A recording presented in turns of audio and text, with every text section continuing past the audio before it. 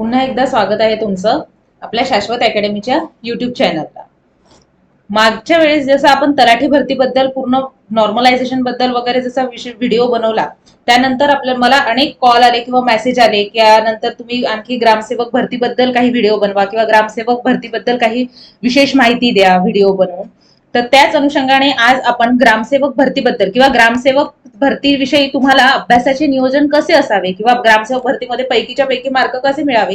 आता 100% ही शाश्वती तर नाहीये की पैकीच्या पैकीच मार्क्स मिळतील, पण ते पैकीच्या पैकी मार्क्स कसे मिळवायचे याबद्दल जर आपलं योग्य नियोजन असलं तर आपण त्याच्या जवळपास तरी कुठेतरी पोहोचू शकणार। त्यासाठी तुम्ही कोणती पुस्तकं वाचायला पाहिजे, कशा नोट्स प्रिपेअर करायला पाहिजे आणि तुमची टेस्ट सिरीज किंवा सराव टेस्ट तुम्ही कोणत्या रेफर करायला पाहिजे किंवा कशा सॉल्व्ह करायला पाहिजे याविषयी आपण आजच्या व्हिडिओमध्ये डिस्कस करणार आहोत। आणि पुन्हा एकदा थँक्यू तुम्ही सगळ्यांनी तलाठीच्या व्हिडिओला एवढा चांगला प्रतिसाद दिल्यामुळे, एवढ्या चांगल्या प्रतिक्रिया तुमच्या आल्या त्याबद्दल सगळ्यांचे धन्यवाद। बघा, आजच्या व्हिडिओमध्ये आपण सगळ्यात पहिले ग्रामसेवकचा पॅटर्न काय आहे किंवा प्रत्येक प्रश्नाचा वेटेज किती आहे, किती मार्कांना किती प्रश्न राहणार आहेत हे आपण सगळ्यात पहिले इथे डिस्कस करू। इथे बघा, तुम्हाला टोटल 5 विषय आहेत। पहिलं मराठी, नंतर इंग्लिश, जीके, मॅथ्स, रिझनिंग आणि कृषी, अशा 5 विषयांवर तुमची ही परीक्षा होणार आहे। त्यामध्ये तुम्ही वरती पाहू शकता की पहिले जे 4 विषय आहेत यांचं वेटेज तुम्हाला सारखंच आहे, म्हणजे पहिले जे 4 विषय आहेत हे तुम्हाला 15-15 प्रश्न येणार आहेत, म्हणजे 30-30 मार्क राहणार आहेत। आता आणि जो कृषीचा आहे किंवा तांत्रिक विषय आहे त्यासाठी तुम्हाला राहणार आहे 40 प्रश्न आणि त्याचे 80 मार्क। म्हणजे तुम्हाला इथे समजत असेल की इथे एक प्रश्न हा 2 मार्कांसाठी येणार आहे आणि तुम्हाला इंग्लिश, मराठी, जीके आणि मॅथ्स, रिझनिंग याच्यावर टोटल 15-15 प्रश्न आहेत। 15-15 प्रश्न म्हणजे 30-30 मार्कांसाठी हे प्रत्येक विषय येणार आहेत। आता इथे तुम्ही बघू शकता की या टोटल 4 प्रश्नांनीच तुमचे 120 मार्क्स कव्हर होते, पण तुमचं जवळपास इथे 80% जे मार्क्स आहे हे फक्त या तांत्रिक विषयावर अवलंबून आहे। आणि सगळ्यांनी लक्षात घ्या, प्रत्येकाचे जसं हे जे इंग्लिश, मराठी, मॅथ्स, रिझनिंग आणि जीके हे जे सब्जेक्ट आहेत हे प्रत्येक सरळ सेवेच्या प्रत्येक परीक्षेसाठी कॉमन आहे, त्यामुळे त्याचं सगळ्यांची त्या गोष्टीवर पकड असणारच। तर तुम्हाला विशेष लक्ष द्यायचं आहे ते म्हणजे तांत्रिक विषयाकडे आणि त्याची तुम्हाला चांगली प्रिपरेशन करायची आहे। कारण कॉम्पिटिशन तुमची या वरच्या 4 सब्जेक्ट मध्ये तुमची कॉम्पिटिशन राहणारच नाही, कारण हे सगळ्यांची प्रिपेअर्ड आहे ऑलरेडी। प्रत्येकच विषय, प्रत्येकच परीक्षेसाठी आपण हे आधीच प्रिपेअर केलेले असतात, सगळ्यांनीच प्रिपेअर केलेले असतात। तुमची कॉम्पिटिशन कुठे राहणार आहे मग? या तांत्रिक विषयावर। या तांत्रिक विषयावरच तुम्हाला स्वतःची पकड तिथे जमवायची आहे। आता याचं कसं करायचं किंवा त्यासाठी कुठला सोर्स रेफर करायचा हे आपण याच व्हिडिओमध्ये नेक्स्ट बघणारच आहोत। सगळ्यात पहिले लक्षात घ्या, आपण त्याच्या आधी तुम्हाला एक सूचना द्यायची आहे की आपण शाश्वत अकॅडमी ग्रामसेवकची एक टेस्ट लॉन्च करत आहोत, टेस्ट सिरीज लॉन्च करत आहोत। त्यामध्ये टोटल तुम्हाला 10 टेस्ट दिल्या जातील। आपल्या ऑनलाईनच्या ऍपवर, ऍपची लिंक तुम्हाला डिस्क्रिप्शन मध्ये खाली देण्यात येणार आणि या ऍपवर आपण टोटल 10 टेस्ट घेणार आहोत। त्याचं टेस्ट आणि विश्लेषण हे दोन्ही तुम्हाला पीडीएफच्या स्वरूपात आपल्या ऍप्लिकेशनवर मिळून जाणार। पुन्हा त्या टेस्टचं आपल्याला विश्लेषण हे युट्यूबवर व्हिडिओच्या द्वारे आपण त्याचं विश्लेषण घेणार आहोत इथे।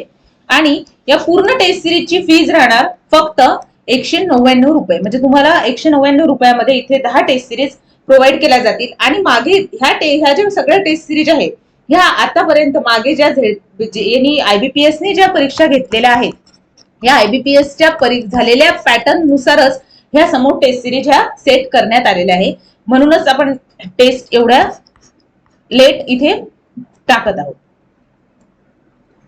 बघा, आता आपण पुन्हा ग्रामसेवकच्या भरतीच्या मुद्द्यावर येणार आहोत। बघा, ग्रामसेवकच्या परीक्षेमध्ये तुम्हाला इथे 100 प्रश्नांची ही परीक्षा राहणार आहे।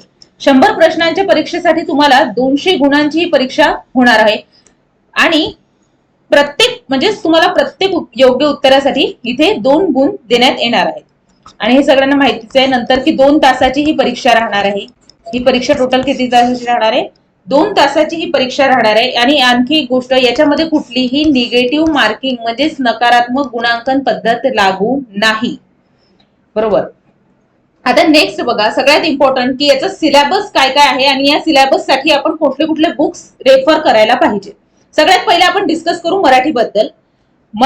बघा, इथे आणखी एक गोष्ट, जर ही परीक्षा IBPS घेत आहे आता बघा, दोन कंपन्या आहेत ज्या सरळ सेवेच्या परीक्षा घेत आहेत. एक TCS आहे आणि एक IBPS आहे. बघा, TCS आणि IBPS. आता मराठीच्या संदर्भात किंवा इंग्लिशच्या संदर्भात याच्यावर कुठला कुठला इफेक्ट होतो हे पहिले आपण डिस्कस करून घेऊ आणि नंतर मराठीच्या सिलेबस कडे जाणार आहोत.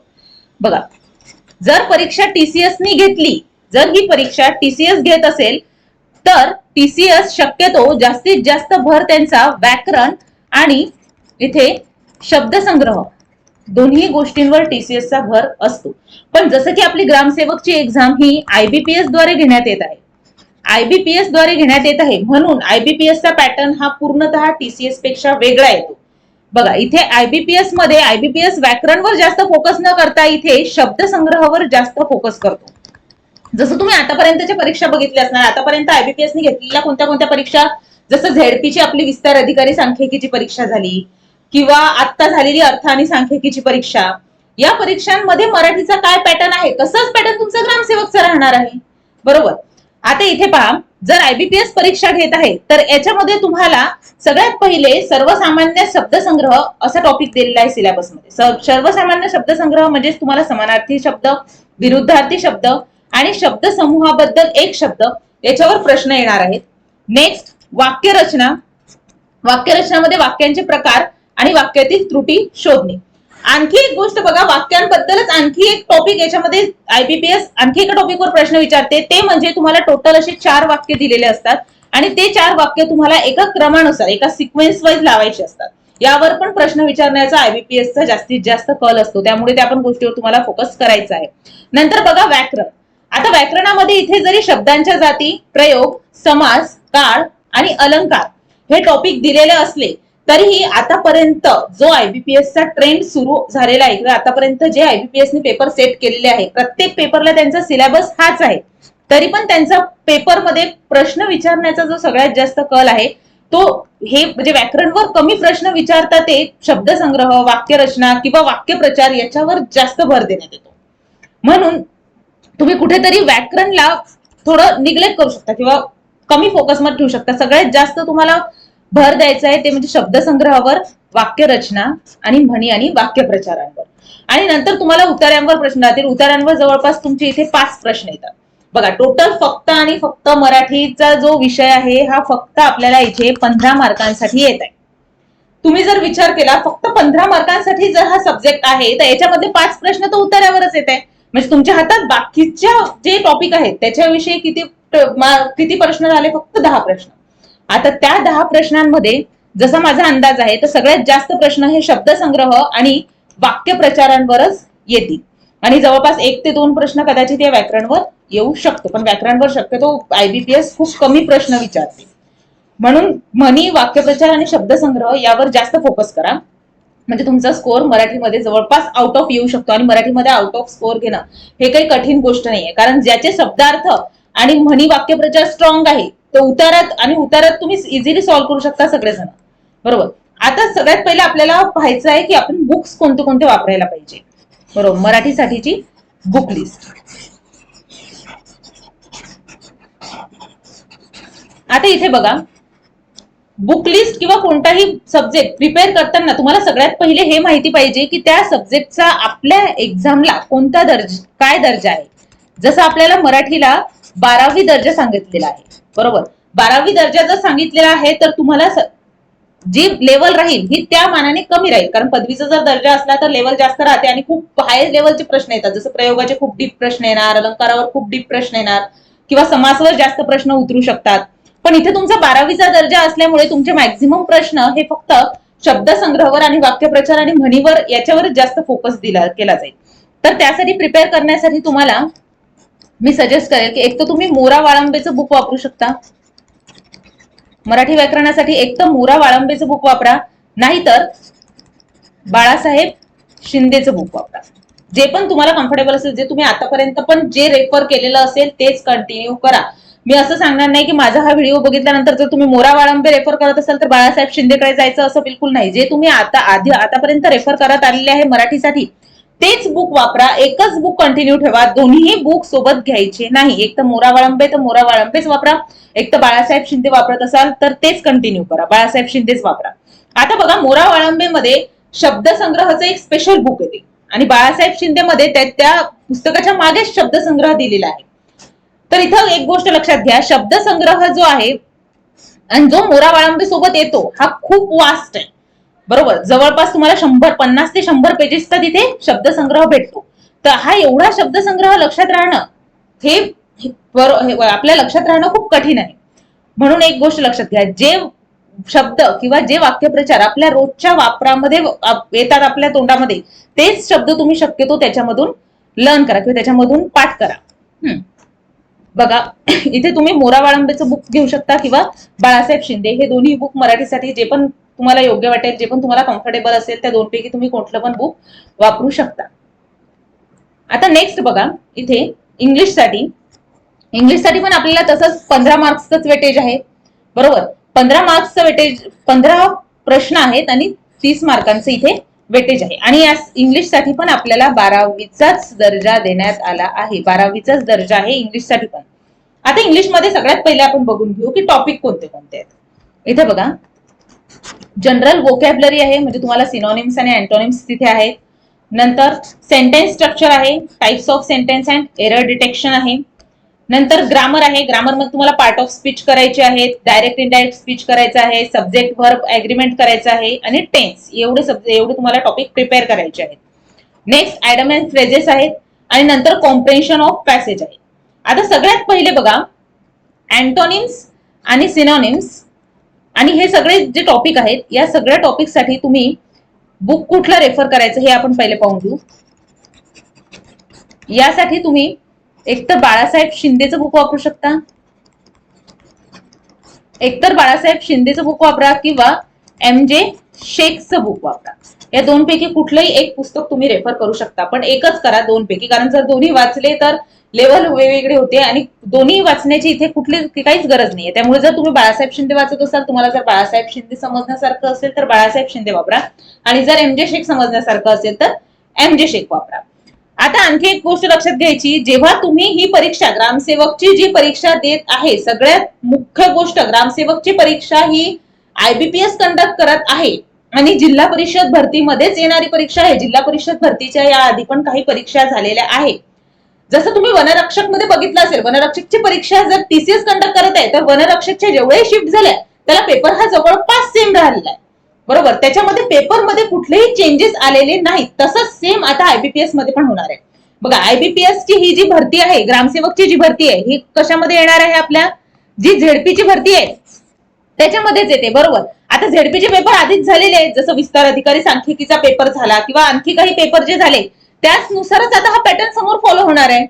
बरोबर, तर त्याच्यामध्ये बघा, जसं तुम्ही मागचे जर झेडपीचे पेपर बघितला असेल किंवा अर्थ आणि सांख्यिकीचा पेपर बघितला असेल, तर त्याच्यामध्ये तुम्हाला मॅक्झिमम प्रश्न विचारण्याचा जो कल आहे हा अँटोनिम, सिनोनिम आणि टाइप्स ऑफ सेंटेन्स किंवा एरर डिटेक्शन याच्यावर त्यांचा जास्त फोकस आहे.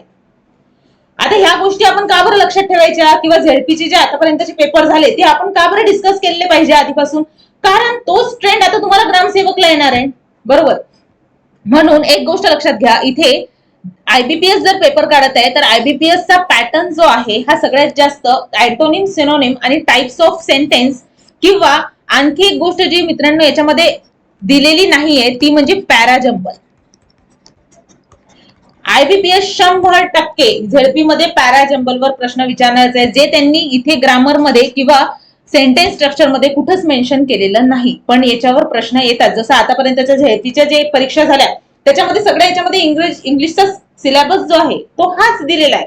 याच्यामध्ये कुठंच पॅराजंबल हा शब्द पण टाकलेला नाही, तरी त्यांनी त्याच्यावर प्रश्न विचारलेला आहे. त्याच्यामुळे तुम्ही त्यासाठी आधीच प्रिपेअर करून जा.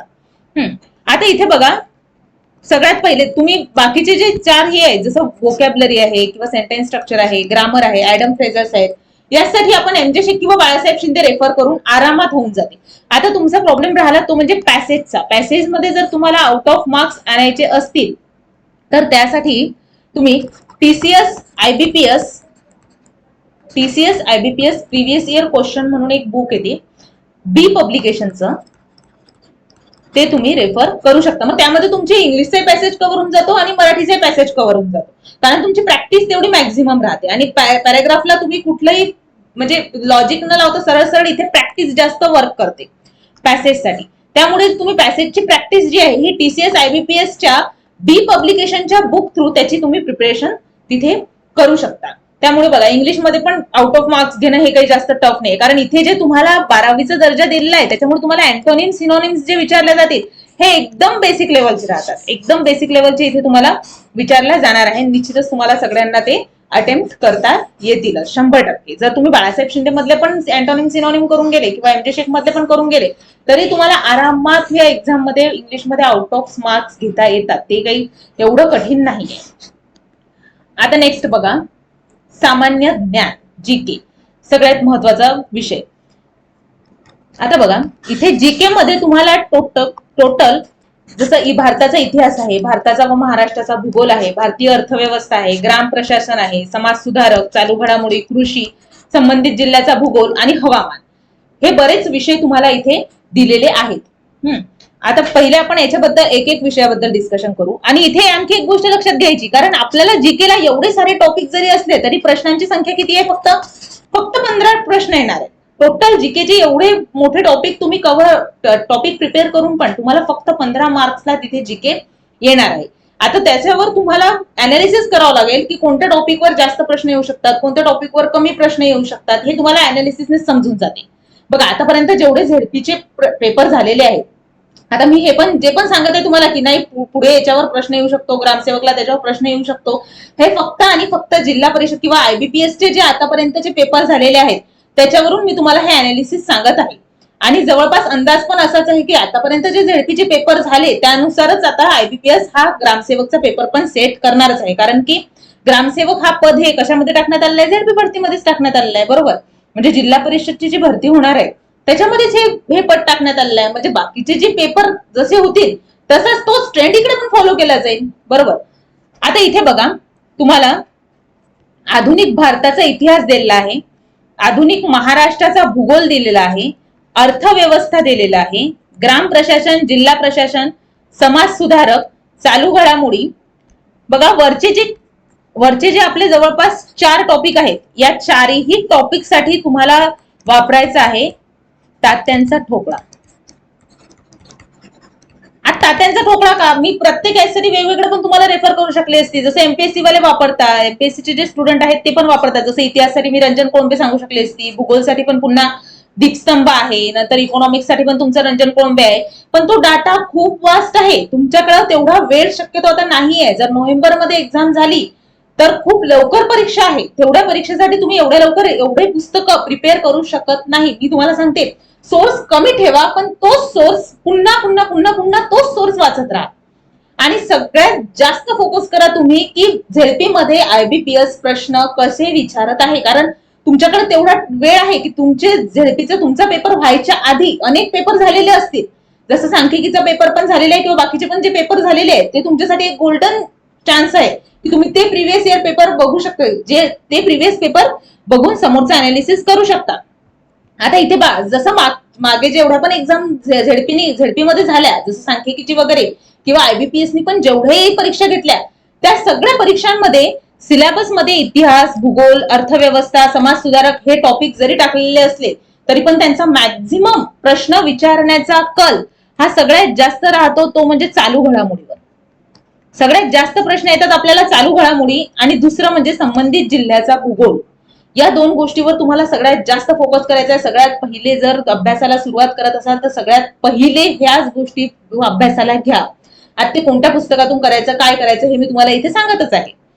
बघा जवळपास मागे जर तुम्ही सांख्यिकीचा पेपर वगैरे बघितला असेल त्याच्यामध्ये GKचा सेम सिलेबस होता सांख्यिकीचा पण, कारण झेडपी पूर्ण जर तुम्ही जिल्हा परिषदची भरती बघितली तर पूर्ण जिल्हा परिषदसाठी GKचा सिलेबस हा सारखाच आहे, बरोबर. म्हणजे हाच सिलेबस राहणार आहे GKचा. आता सांख्यिकीला बघा इथे जवळपास 3 ते 4 प्रश्न हे आपल्या संबंधित जिल्ह्याच्या भूगोलवरच आले होते. आता संबंधित जिल्हा म्हणजे ज्या जिल्ह्यात तुमचं वास्तव आहे असा जिल्हा नाही, ज्या जिल्ह्यातून तुम्ही फॉर्म टाकलेला आहे. जसं एखाद्या जण जर बुलढाण्याला राहत असेल आणि त्यांनी जर लातूर मधून फॉर्म टाकला तर त्याला जास्तीत जास्त प्रश्न हे लातूर या जिल्ह्याच्या माहितीबद्दल विचारण्यात येतील. मग लातूर जिल्ह्याच्या माहितीबद्दल कसे हे प्रश्न येतील तर लातूर जिल्ह्याचा हवामान कसं आहे किंवा लातूर जिल्ह्यामध्ये कशाचं पीक सगळ्यात जास्त घेतलं जाते, कशासाठी फेमस आहे, कुठली ऐतिहासिक स्थळे लातूर जिल्ह्यामध्ये आहेत, बरोबर. किंवा कुठलं धार्मिक संस्थान किंवा धार्मिक स्थळ कुठलं फेमस आहे तिथचं, हे तुम्हाला बेसिक गोष्टी माहिती पाहिजे. अगदी बेसिक आहे. तुम्ही आरामात तिथचं जर एखादं पर्यटनचं पण पुस्तक घेतलं तरी त्याच्यामध्ये तुम्हाला सापडून जातात ह्या गोष्टी, बरोबर. आता जवळपास याच्यावर 3 ते 4 प्रश्न येणार आहे बघा. टोटल तुम्हाला जीकेचे किती प्रश्न विचारणार आहेत ते फक्त 15 प्रश्न. आता 15 पैकी जर 3 ते 4 प्रश्न तुमचे ह्या फक्त संबंधित जिल्ह्याच्या भूगोलवर येत आहे, म्हणजे तुमच्याकडे बाकी तुम्हाला फक्त 11 प्रश्नांसाठी प्रिपेअर करायचंय.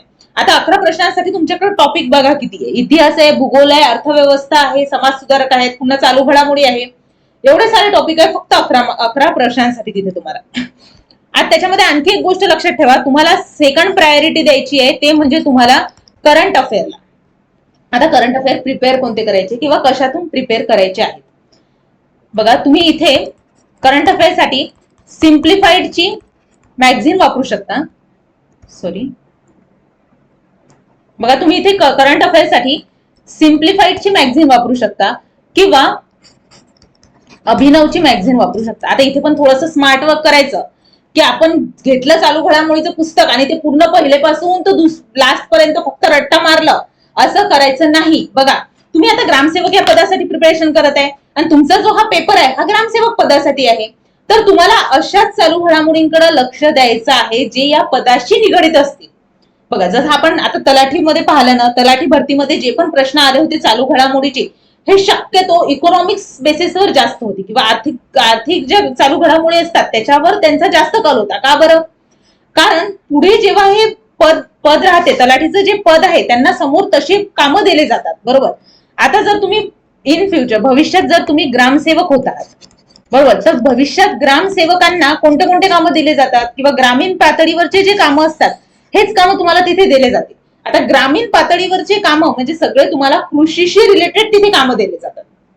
त्याच्यामुळे जेव्हा तुम्ही चालू घडामोडीचा अभ्यास इथे करसाल, तर चालू घडामोडीचा अभ्यास करताना सगळ्यात पहिले फोकस करा की ज्या कृषीच्या घडामोडी आहेत त्याच तुम्हाला सगळ्यात पहिले तिथे कव्हर करायचं आहे, बरोबर. आता हे काही माझं असं खूप मनानेच सांगणं वगैरे असं काही नाहीये, हा एक बांधलेला अंदाज असतो. जसा आतापर्यंतचं जेवढे परीक्षा झाल्या त्याच्या अभ्यासानुसार मी हे सांगत आहे. जसं झेडपीच्या सांख्यिकीचा पेपर झाला, झेडपीच्या सांख्यिकीच्या पेपरला सगळ्यात जास्त करंट अफेअर हे इकॉनॉमिक्स किंवा स्टॅटिस्टिक्सचेच विचारण्यात आलेले आहे. का बरं? कारण विस्तार अधिकारी सांख्यिकी हे पद जे आहे हे समोर इन फ्युचर जेव्हा तुम्ही त्या पदावर जाणार आहात तर तुम्हाला सगळ्यात जास्त माहिती कशाची असायला पाहिजे? आपल्या इकॉनॉमिक्स सेक्टरची असायला पाहिजे किंवा एक अर्थव्यवस्थेची तुम्हाला पूर्ण माहिती असायला पाहिजे. म्हणून तुम्हाला करंट अफेअर जे आहेत हे सांख्यिकीचे जे परीक्षा झाली विस्तार अधिकारी सांख्यिकी, त्यामध्ये तुम्हाला सगळ्यात जास्त प्रश्न हे या अर्थशास्त्रावर सगळ्यात जास्त प्रश्न होते चालू घडामोडीमध्ये. त्याच दृष्टिकोनातून तुम्हाला आता इथे ग्रामसेवकसाठी प्रिपेअर करताना चालू घडामोडी ही सगळ्यात जास्त कृषीवर भर द्यायचा आहे. इथे लक्षात ठेवा, कृषीवरच भर द्या चालू घडामोडी करताना मॅक्झिमम. आणि मग बाकीचे नंतर कृषी जर तुमचं संपलं ना त्याच्यानंतर तुम्ही इतर टॉपिक कडे जायचं. इतर टॉपिक कोणते? जे सगळ्या परीक्षेला कॉमनली विचारले जातात. जसं सहपा इथे सगळ्यात फर्स्ट प्रायोरिटी तुम्हाला करंट अफेअर मध्ये द्यायची आहे कृषीला.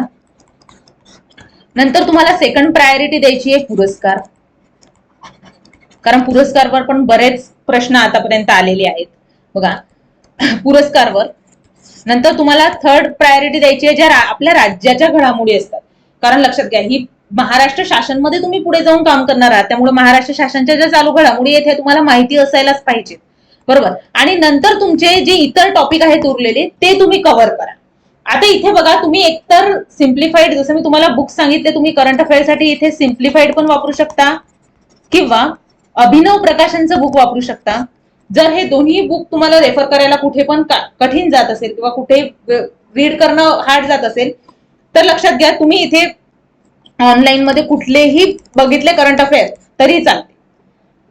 एवढे काही तुम्हाला त्याच्यावर डीप प्रश्न येत नाही, तुम्ही ऑनलाईन मध्ये पण सहज कव्हर करू शकता. प्लस ऑनलाईनचा आणखी एक प्रॉफिट असतो, तुम्ही कुठेही बसलेले असाल, कुठल्याही कामात असाल तर तुम्ही ऑनलाईन मध्ये कंटिन्यू करंट अफेअरचे व्हिडिओ सुरू ठेवा. त्याच्यामध्ये पण बऱ्याच विद्यार्थ्यांचा हा पॉझिटिव्ह प्रतिसाद आहे की तुम्ही ऑनलाईन मध्ये जेवढे पण व्हिडिओ पाहिले ते आम्हाला उपयोगी ठरलेलेच आहेत 100%.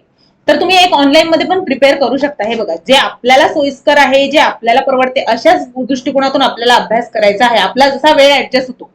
बरेचसे जण जे ग्रामसेवक साठी प्रिपेअर करत आहेत ते बरेचसे जण एक जॉब करून, स्वतःच जॉब करून नंतर प्रिपेअर करत आहेत, बरोबर. आणि जेव्हा जॉब सुरू आहे तुमचा, तर तुम्ही नोकरीवर असताना किंवा जॉबवर असताना एक थोडासा काही 5-10 मिनिटाचा वेळ भेटला तरी तुम्ही ऑनलाईन मध्ये हे करंट अफेअर इथे कव्हर करून घेऊ शकता. म्हणजे तुम्हाला घरी गेल्यावर त्याला विशेष वेळ द्यायची गरज पडणार नाही.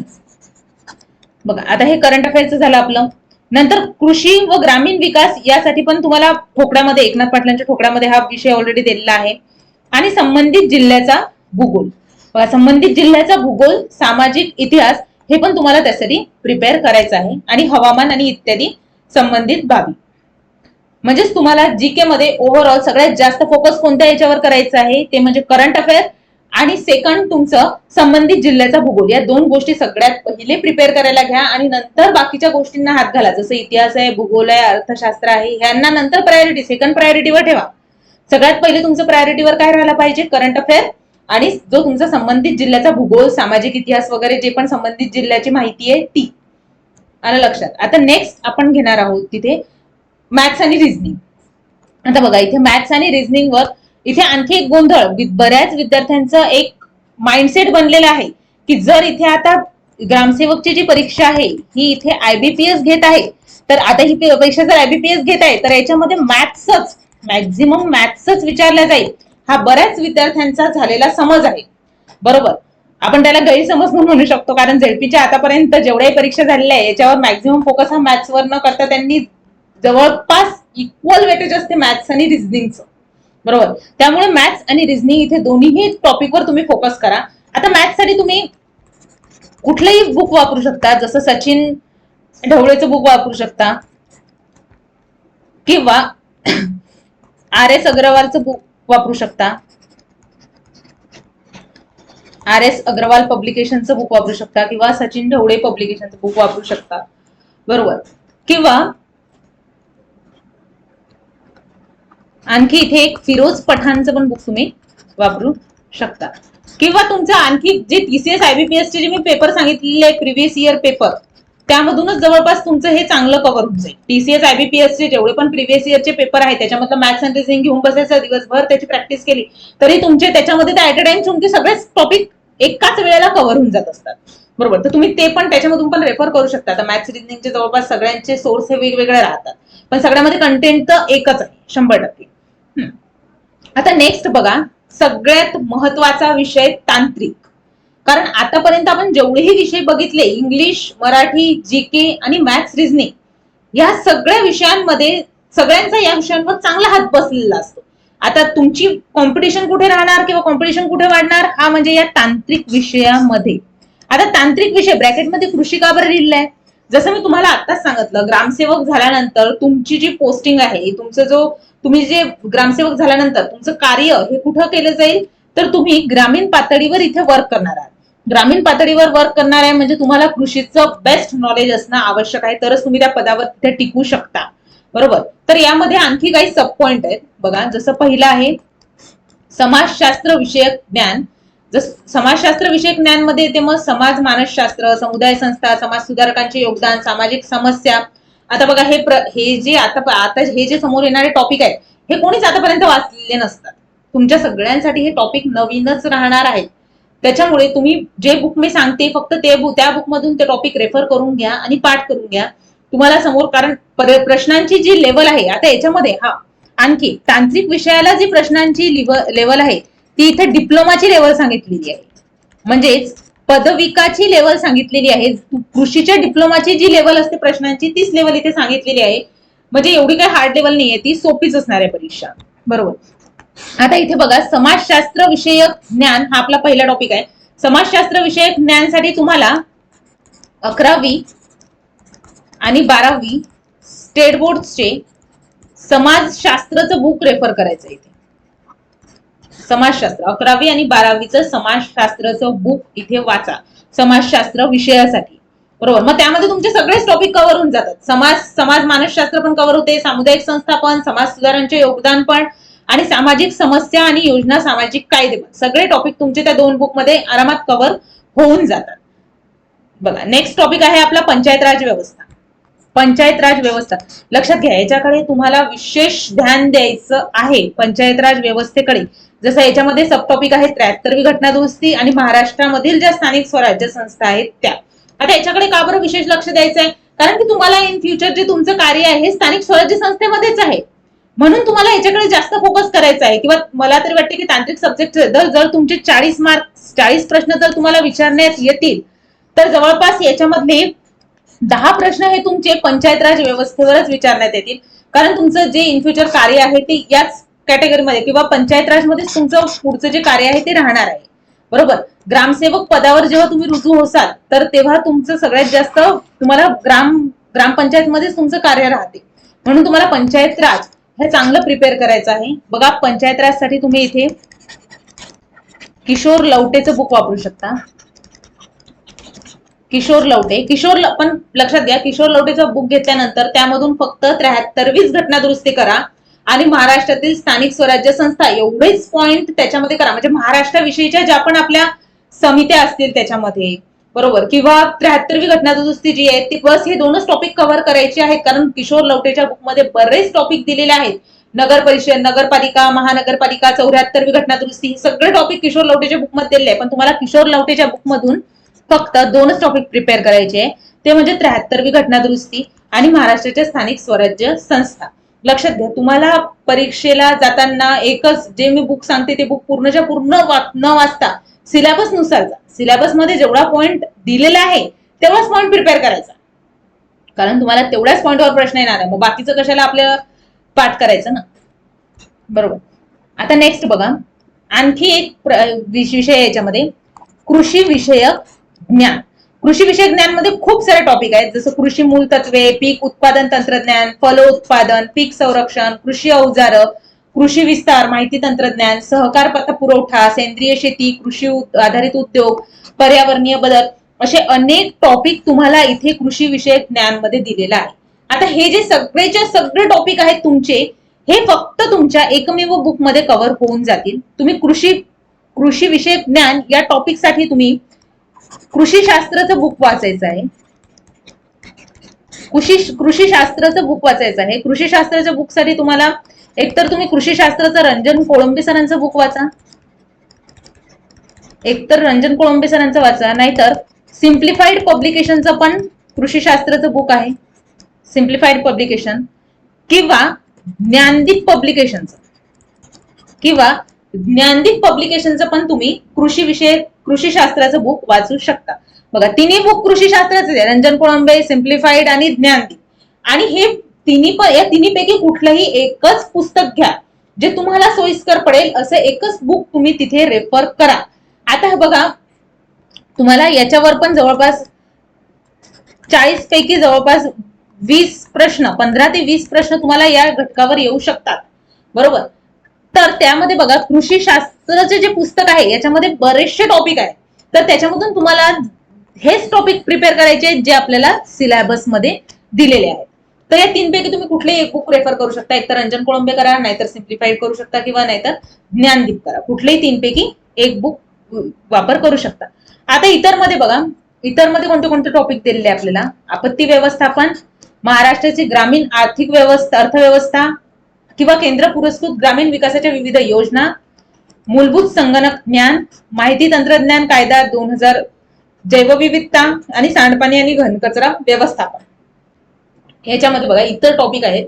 इतर टॉपिक मध्ये तुम्हाला आपत्ती व्यवस्थापनाचा अभ्यास करायचा आहे. आपत्ती व्यवस्थापन हे तुम्हाला स्टेट बोर्ड मध्येच कव्हर होऊन जाईल, बरोबर. नंतर महाराष्ट्राची ग्रामीण अर्थव्यवस्था आहे आणि केंद्र किंवा राज्य पुरस्कृत ग्रामीण विकासाच्या विविध योजना आहे. हे तुम्हाला करंट अफेअर मध्ये प्रिपेअर करायचं आहे. करंट अफेअर मध्ये तुम्हाला योजना नावाचा टॉपिक असतो करंट अफेअर मध्ये, त्याच्यामध्ये तुमचा हा टॉपिक तिथे कव्हर होऊन जाईल.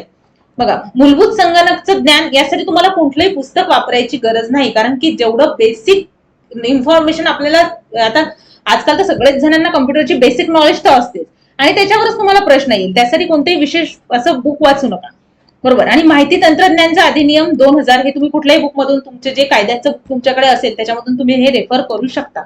नंतर जैवविविधता हा पर्यावरणाच्या कोणत्याही पुस्तकात तुम्हाला सापडून जाणार, जसं घोरपडे सरांचं पुस्तक आहे त्याच्यामध्ये पण तुम्हाला हे सापडून जाणार.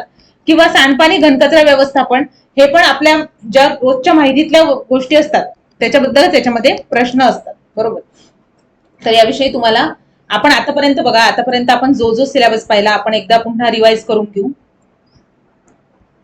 बघा, टोटल तुम्हाला इथे आपण बघितलं सगळ्यात पहिले की 5 विषय आहेत. 5 विषयांचा आपण टोटल डिटेलमध्ये इथे सिलेबस पण बघितलेला आहे. Marathi, English, GK, maths, reasoning आणि तांत्रिक विषय. त्याच्यामध्ये आपण मराठीचाही सिलेबस पाहिला सगळ्यात पहिले. मराठीसाठी तुम्हाला इथे बघा, मराठीचा सिलेबस पाहिला. मराठीसाठी तुम्हाला मोरा वाळंबे नाही तर बाळासाहेब शिंदे दोनपैकी एक बुक रेफर करायचं आहे. इंग्लिशचा सिलेबस पाहिला आपण. इंग्लिशसाठी एकतर तुम्ही बाळासाहेब शिंदे रेफर करा इथे, नाहीतर मग MJ शेख रेफर करू शकता, बरोबर. आणखी एक गोष्ट आपण सगळ्यांसाठी महत्वाचं काय काय आहे किंवा कोणत्या टॉपिकला प्रायोरिटाईज करायचं ते पण एकदा फटाफट बघून घेऊ. बघा, मराठीमध्ये तुम्हाला मी सांगितलं मोरा वाळंबेचं बुक वापरायचं किंवा बाळासाहेब शिंदेचं बुक वापरायचं. सगळ्यात जास्त फोकस करायचा आहे तुम्हाला वाक्यप्रचार आणि म्हणी आणि समानार्थी विरुद्धार्थी शब्द, या गोष्टींवर तुम्हाला सगळ्यात जास्त फोकस करायचा आहे आणि उत्तराची प्रॅक्टिस करणं विसरू नका.